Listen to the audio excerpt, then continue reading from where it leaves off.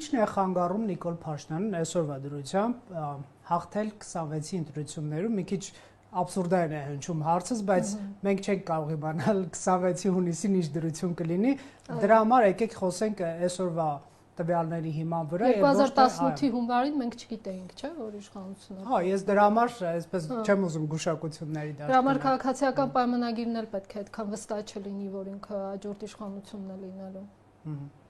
Նկատիացել են կարծում եք։ Բավականաչափ ավելին, քան նախկինները։ Նախկինները գոնե ունեին ինչ-որ սահմաններ, քաղաքական սահմաններ, հա, որից այն կողմ իրենք չէին անցնում, իսկ իրենք ջնջել են բոլոր քաղաքական սահմանները, անձնական սահմանները։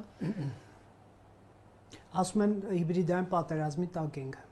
Իրենք։ Հա։ Իրենք միշտ դա ներկայացնում են, դա իրենց ռոպագանդայի մասն է, ցույց տալու, որ բոլորը կռիվ են տալիս իրենց դեմ, այդ միշտ զոհ մնալու, հա, մի ժողովրդի աչքում միշտ զոհ մնալու տեխնոլոգիան է։ Այդ մեր դեմ ահաբեկչություն են անում, մենք հիբրիդային պատերազմի տակ ենք, չգիտեմ, մեր դեմ ֆեյքերի բանակ են օգտագործում, մեզ իրենց մեդիաներով են փչացնում, այդ ամեն ինչը մի նպատակ ունի հայտնվել զոհի կարգավիճակում, այնինչ մենք,